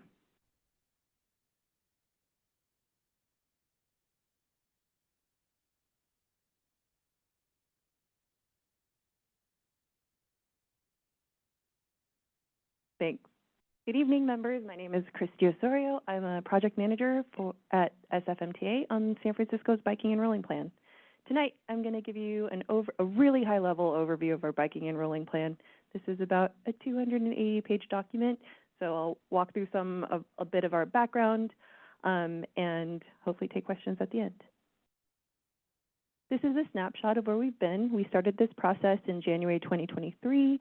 We are going for final adoption of the plan at the SFMTA board in next month, February 18th. We just provided an informational item to the MTA board yesterday, sort of walking through our decision-making process on how we are going to implement our plan. Final adoption of the plan includes community action plans, and I'll go through that in just a moment, policies, programs, and a new bicycle network. So Biking and Rolling Plan, it was formerly called the Active Communities Plan, has been a 2-year planning process to update the city's bicycle master plan. It has a North Star goal of creating a safe and connected network within a quarter mile of everyone using all ages and abilities facilities. The 5 goals for the plan are to put people first, to set a North Star, serve local needs, to deliver on the plan, and to resource people. So we really wanted to center community groups that have historically been left out of the planning process or who've experienced displacement or are at risk of gentrification. And we really wanted to center them through our community action plan. We also wanted to set a North Star. What is it that the city is reaching for over the next 10 to 15 years? Historically, our planning has also mostly been connecting downtown to both recreational and cross-town routes. So we wanted to focus on shorter routes, connectivity between neighborhoods. Part of the plan also puts forward some policies and actions on how we deliver our plan. And as part of the Bikeway Network, we also recognize the importance of resourcing people with both accessibility, education, and affordability. Core to our work is to acknowledge past harm. So we wanted to acknowledge that San Francisco has a history of redlining that has demolished neighborhoods. We also have a history of redevelopment that has essentially wiped out a lot of the Black community in the Western Addition of Fillmore. And a lot of our connectivity has gone through these neighborhoods to drive business downtown. So with that, we worked with 5 community groups to develop community action plans. These are completely community-led documents that talk about why it's been important for them to participate in this process, and it gives recommendations on how to work closely together on developing bike and rolling infrastructure. The community groups are the New Community Leadership Foundation, the Tenderloin Community Benefit District, Soma Filipinas, BODED, and Bayview Hunters Point Community Advocates. We have also been doing outreach for the last 2 years, working closely with different groups all across the city. This is just a snapshot of who they are. And so during the first year of our planning process, we wanted to understand where people are in biking and rolling since the last time we had a plan. That was 2009. And really, we learned that 29% of people already ride a bike or a scooter every week. And what we heard is that every time we build a quick build, ridership also increases. The major barrier, though, of getting more people to bike and roll is that they didn't feel safe enough to do so. So understanding what makes facilities safe was core to the work that we did. And so using NACTO, which is the North American City Transportation Official Guidelines for all ages and abilities, we looked at our existing network and identified what that means. So here's a map of protected or separated routes, slow streets, as well as any shared route that would have a bicycle comfort index of over 80. Bicycle comfort index is an industry tool that takes into account land use, car speeds and volumes, slope, and we've added our own measures to this analysis tool to also include things like street sweeping, pavement quality. So as you can see, our current network is very disjointed. And so we are looking at ways of connecting our network with all ages and abilities by closing gaps and doing upgrades. School access is also core to the work that we plan on doing. We have 124 schools that are currently outside of a quarter mile from reaching an all ages and abilities facility. So we are putting together recommendations to improve our school access program and finding ways for that to scale up from just pedestrian safety that it is centered around now to also include improving bicycles facilities. And of course, I just mentioned that we are missing a lot of connectivity. And so now as we get into the community action plans, they are 6 different community action plans that have their own history and own recommendations. They're very intersectional, so as you read them, you'll notice that they include things that are outside of the scope of the biking and rolling plan. We have been engaging other departments around those recommendations and finding ways to help facilitate those conversations between the community groups and other departments. Across the board, they all really want to see connectivity between their communities. They want to see upgrades to their existing facilities, and they want accountability on making sure that we are following through with their recommendations. And of course, I've talked a lot about our network, but there are many existing programs that contribute to bicycle infrastructure and the social infrastructure in San Francisco. They're listed here, but they're bike parking, bike share, traffic calming, the school traffic calming program I just alluded to, quick builds, our capital and streetscape projects, slow streets, neighborways. We do design review for large developments, spot improvements, and education and encouragement. And just to close this out, we have a North Star map. This network includes connectivity across the city.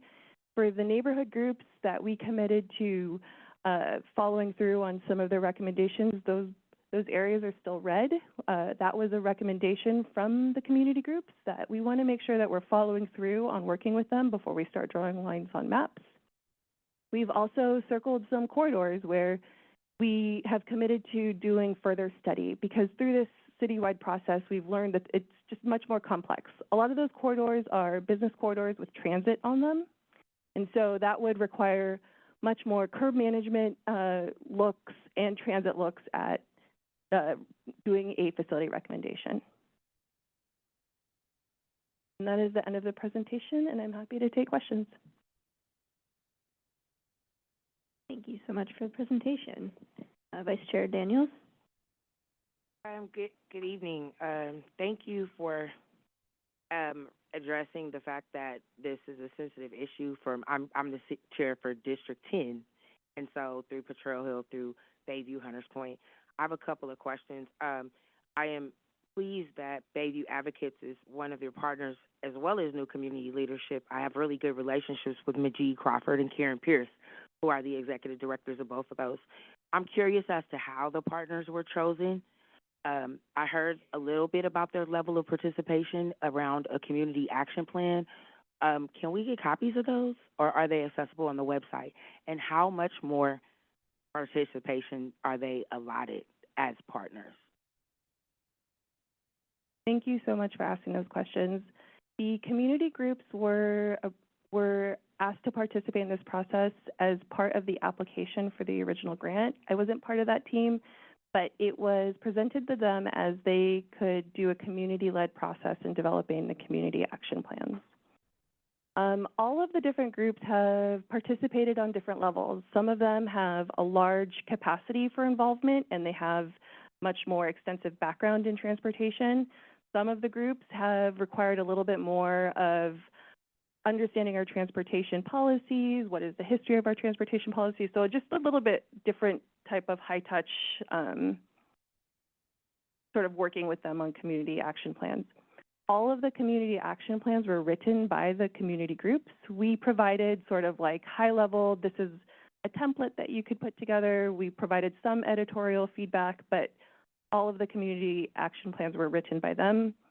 And as we sort of go for final adoption, that ends the community action plan writing process, but we have committed to working with them over the next 10 to 15 years on making sure that we're following through on those action plan recommendations that they've given us. So it's a little informal. It's no longer part of the sort of you are part of the biking and rolling plan process, but we have committed to making sure that we're checking in on each other. And as part of the commitment for the plan, we're also going to do 2-year updates where we will provide updates on how we're following through on those community action plans. Thank you for that answer. Thank you for not just dropping them off and committing to keeping them in the loop, because as you said, these are communities that have been harmed because we're left out of the loop when things happen in our neighborhood. I wanted to know, you mentioned that the grant was how these partners became active. How much was the grant, and was the grant evenly distributed to all participants? Yeah, all participants except for Poder, because they're working within Mission and Excelsior, they got $50,000, and their other community groups got $40,000. One final question. So many here. Okay, you talked about the community action plans and the follow-up. Is the commitment in writing, or is it just understood?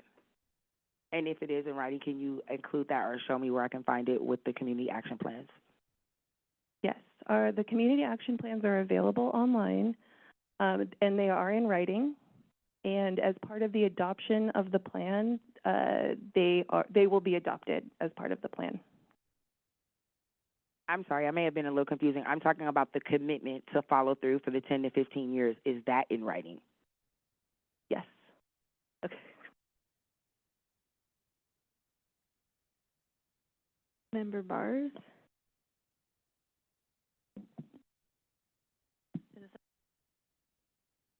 Thank you, Chair. I have 4 questions. I'm only going to ask 2 out of respect for the other members, and if there's time allowing, can I? Yes, okay, thank you. All right, so thank you very much. My first question is about the areas in red. So, like, for example, in District 7, that is, I think that the red box around City College would count as one of the areas in red. Do I have that right? So that one's outlined in red? Yes. Yeah. Okay. Mm-hmm. Is there a timeline for when those plans will be delivered? Not currently. The circle around City College would include an improvement that would also have to include Rec and Park and Caltrans.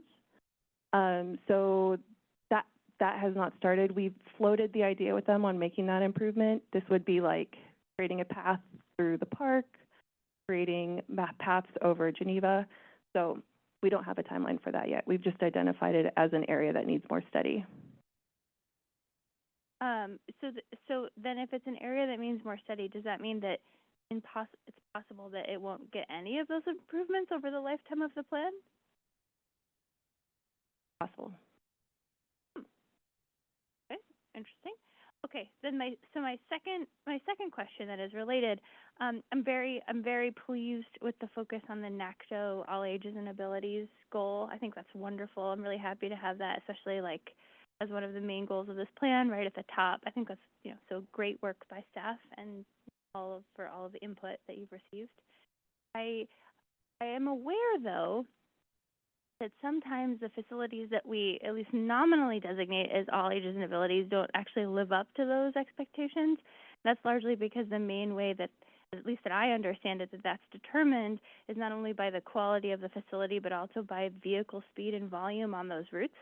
So, for example, I live on Hearst Avenue, a slow street, which is consistently out of compliance with respect to the speed goals.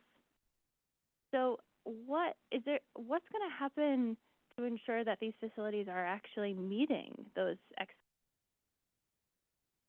Yeah, when we look at areas for upgrades or closing gaps, we'll have to do a data analysis as if they're meeting the all ages and abilities guidelines. Then I also want to recognize that having the data for a facility recommendation can often be a lot different than the experience of riding down those routes. So it'll have to be a combination of both data analysis and user experience on it too. So okay,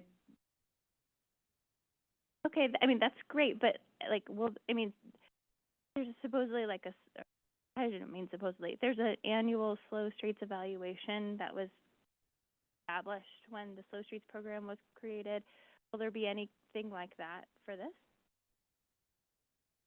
The Slow Streets program lives under the Biking and Rolling Plan as a way to implement the network. So I actually don't know what the Slow Streets program next step is in their evaluation, but Sorry, that wasn't my question. My question is like, well, I was just using that as an example. So like when the city established the Slow Streets program, they also established an annual evaluation, like looking at the speed and vehicle volume on those streets. So I was saying, will there be anything similar for the biking and rolling plan? Like an annual look at like, are we meeting our goals? The implementation approach is by segment, right? And as we look at ways of upgrading segments or adding a new segment to the whole network, we'll have to do an analysis for each of those. Okay, so it's just when you do the work. It's not like a constant. Thank you. Member Ortega? Hi, thank you so much. This is more of a comment, but I think it'd be very helpful. Your North Star map is very helpful. Something that would be more helpful is if you also added the topographical map of the city of San Francisco on it.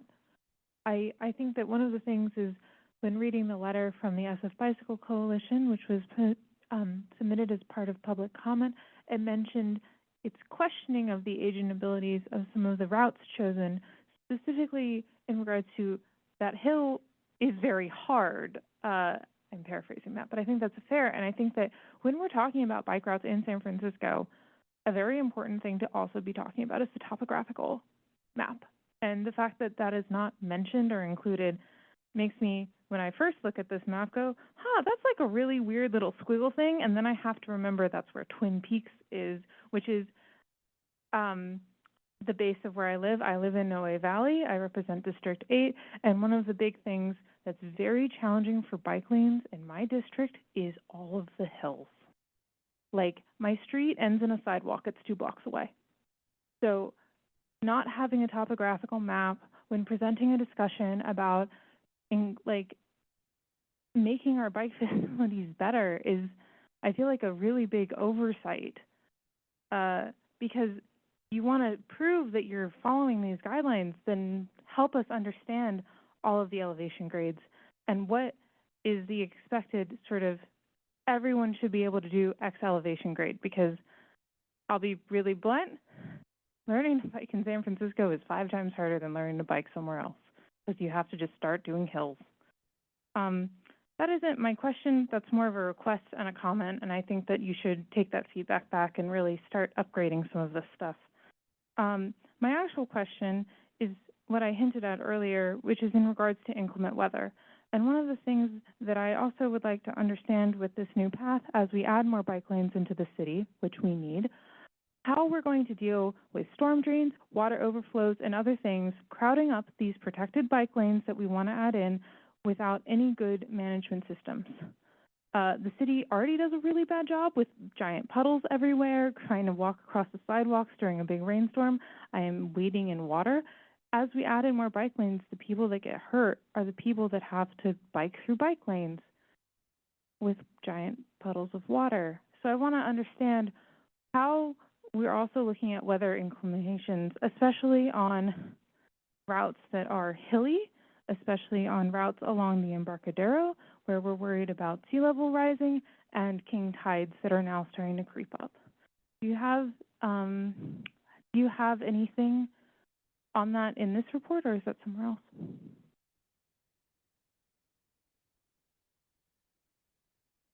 Thanks for your comment. As part of the Bicycle Conditions Index, we do consider slope. It's currently at 8%, but I hear your request for including a topographical map. In terms of maintenance, we have an MOU with the Public Works Department. As part of the biking and rolling plan, we are refreshing that MOU. We're exploring ways of working with them to fund the sweeper and to provide better updates on what our bike routes are, so that they have an update whenever they do maintenance, or to add to their maintenance schedule.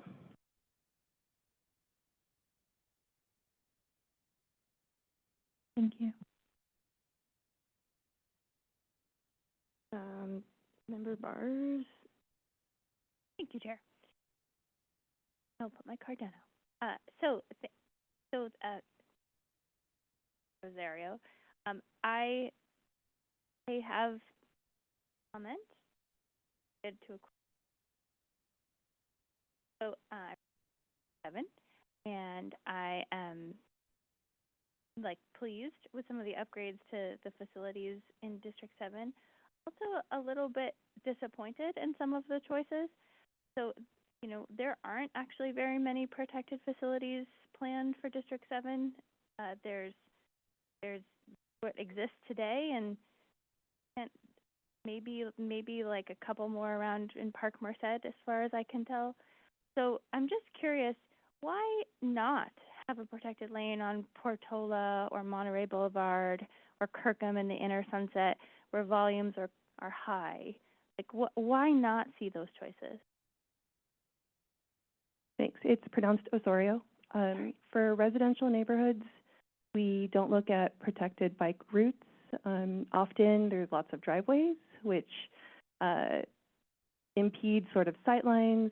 And then with how close the driveways are, often it creates a break within a protected facility that would then just make the usefulness of putting in a protected bikeway null.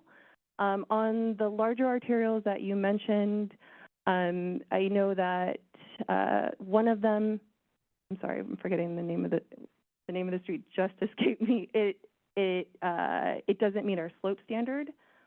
And then they've all gone through sort of like. Was that Portola? Yes, thank you. What could you just explain what that means by meeting the slope standard? As I mentioned earlier, we said we could build facilities on a slope with an 8% grade. Anything higher becomes sort of uncomfortable or adds more stress. Okay. I'm not remembering what the technical feasibility for Monterey is at the moment, but I'm happy to follow up with it. Okay, thank you. All right, and then so I do appreciate that response, and the slope, I think I see the logic there.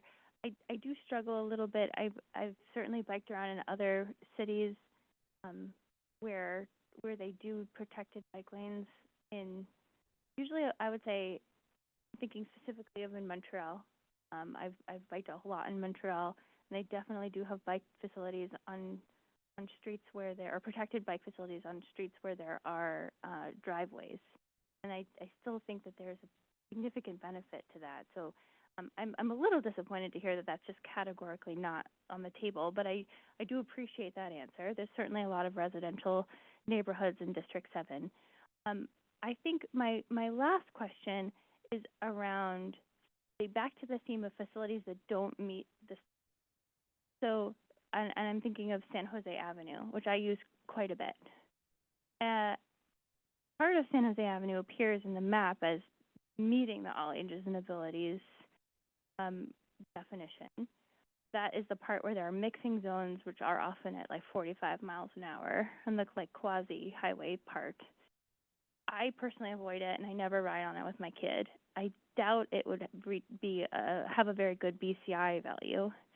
So for those kinds of facilities, like A, are we gonna upgrade that, or and then B, like are we gonna pull out the ones that are just like obviously like not adhering to this? So like there's sharrows around the city. Are those coming off? Right. So as I mentioned earlier, the data will often make a recommendation, and then once you're actually riding on the route, the experience is a lot different than what the data says. So that is something that we are considering, that we'll use our judgment to decide what type of facility goes there.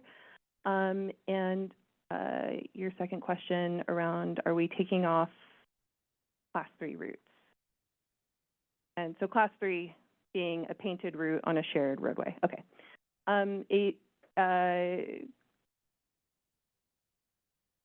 What we're finding is you could have a shared roadway in a this is all ages and abilities, have a shared roadway in a residential neighborhood where there's low speeds and low car volumes. And so having a shared route, something like that, is acceptable using those guidelines. Having a sharrow on a roadway where there's high speeds and high volumes, less appropriate, not appropriate, I'll just say that. So in that scenario, the scenario I just outlined where you would have a Class 3 on a high speed, high volume, we would do the upgrade. A shared route on a residential roadway that's meeting all of the standards would keep.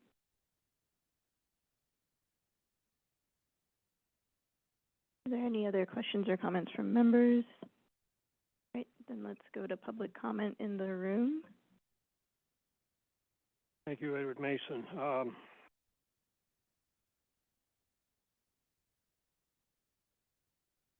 How many people actually ride? You give a percentage. What's the absolute number for that? The micromobility is on the bike lanes.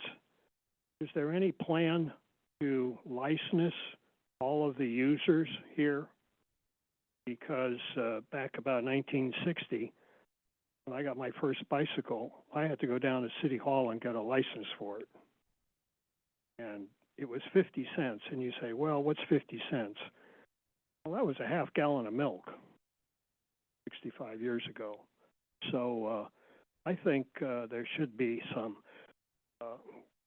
acknowledgement of responsibility, because I'm seeing the micromobility just getting out of control on the sidewalks and anywhere they're going. And so I think they should be licensed. And also, how much have we spent on this program so far? If you went to the accounting department at Muni and added up all the labor and material costs, what would that be for the program? And what's the anticipated future costs of this program?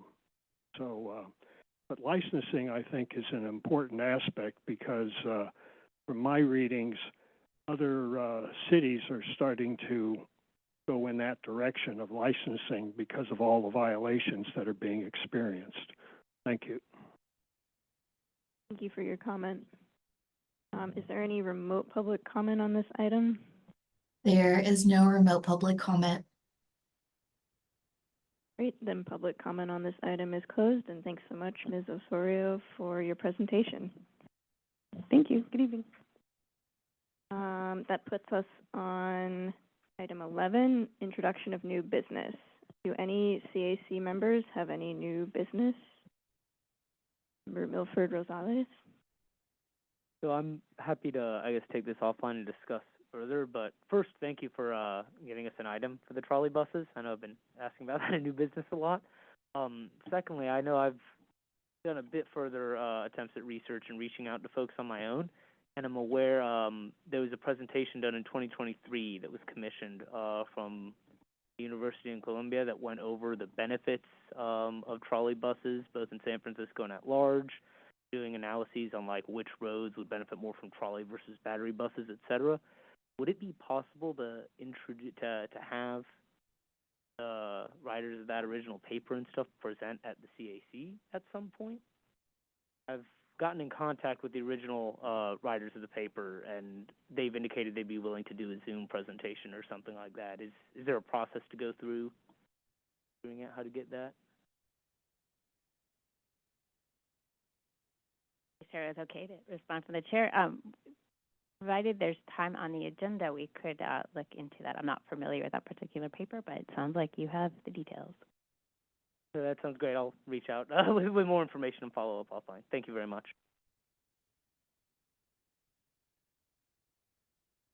Any other new business from members? Member Margarita? Thank you. I just wanted to state that unfortunately, and I don't know if everybody knows, but there's been a couple of pedestrian deaths that have occurred, and it's really frustrating. It's really sad, and I mean, we're here on the commission, and don't know exactly what to do about it. I even was like breaking my head, like, is it possible for, motor vehicles to, I mean, if we can go to the moon and above, or maybe not, but if we can have like motor vehicles purposely like drive 15 miles an hour or something, like just shorten the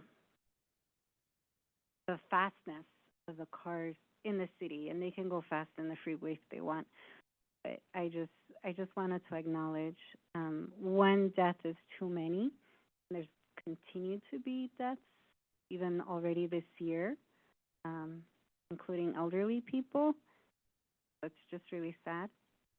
And also, I don't know, like I understand that it's also the mental health of people driving, and if they're under the influence of alcohol and other drugs and all of that. And yes, I heard what the public comment was with regards to licensing bicyclists as well, because I've seen a lot of people just driving under the influence of anger, whether it's bicycle or a car or one of those fast driving things that you stand on, the scooter, whatever. It's just, we need to be more kind when driving behind any type of vehicle. So I just kind of wanted to say that out loud, maybe have a moment of silence for the people who've passed. I just wanted to say that. Thank you.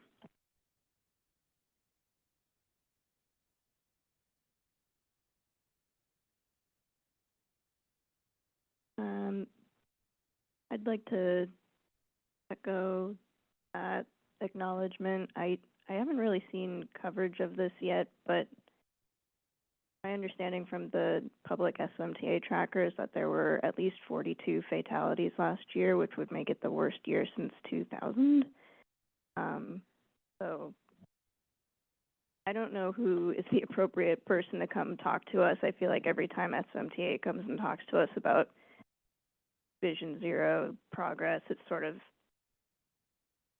self-referential context. It's like, here's what we think that we can do, and maybe it's time to think about more drastic things that we can do to prevent these tragedies that we haven't tried yet. Maybe the piecemeal solutions aren't working.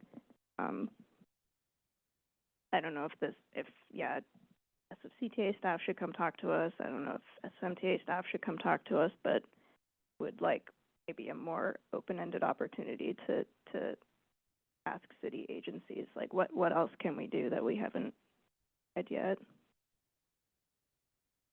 Member Ortega? Yeah, I just sort of wanted to add it on. I think one of the things that I would probably at least ask again is SFPD to come in and talk about enforcement policies.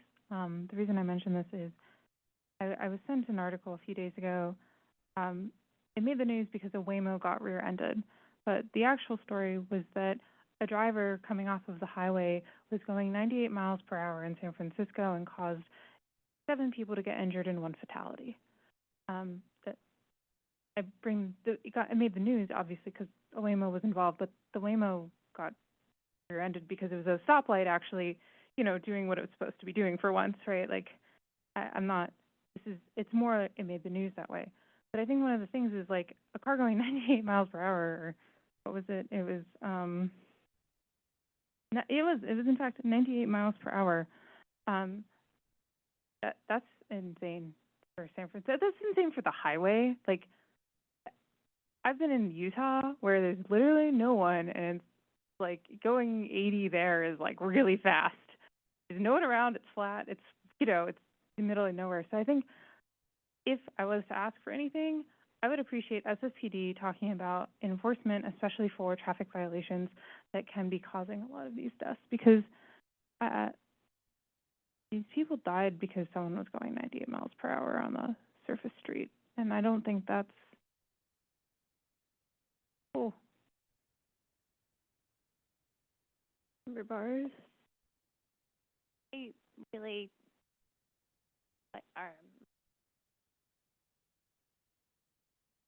feels like one of the deadly years coincided where we as a city tried to hit our Vision Zero target, and that is like a really bitter pill to swallow.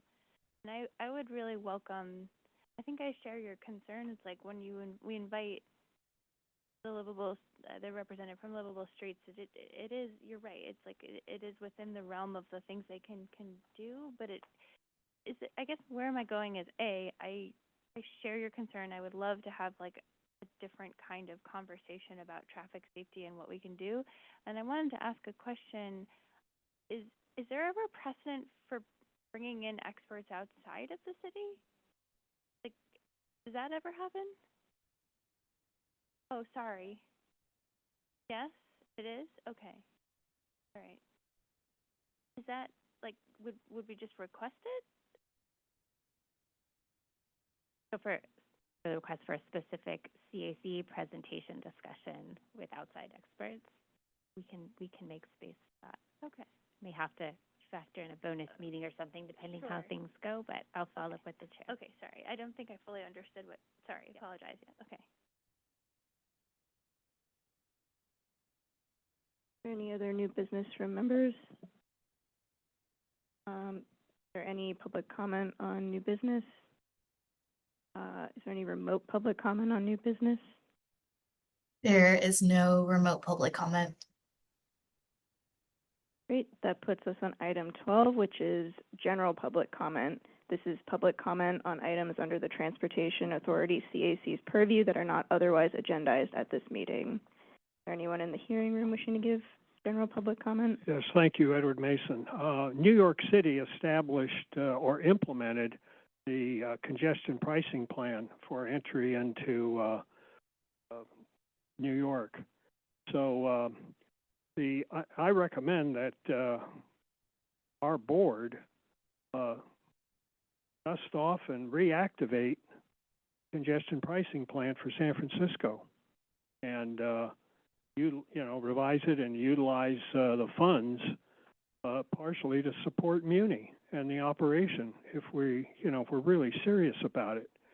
So you listen to all the congestion reports of downtown on the radio, and everybody's got the traffic reports, and and we're not doing anything about it. So I strongly recommend that either this committee initiate some action with or communication with the board to say, let's rethink this and initiate the congestion pricing plan and dust it off and get it moving again.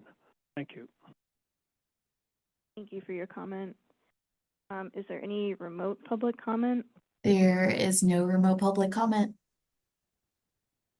Great, public comment is closed.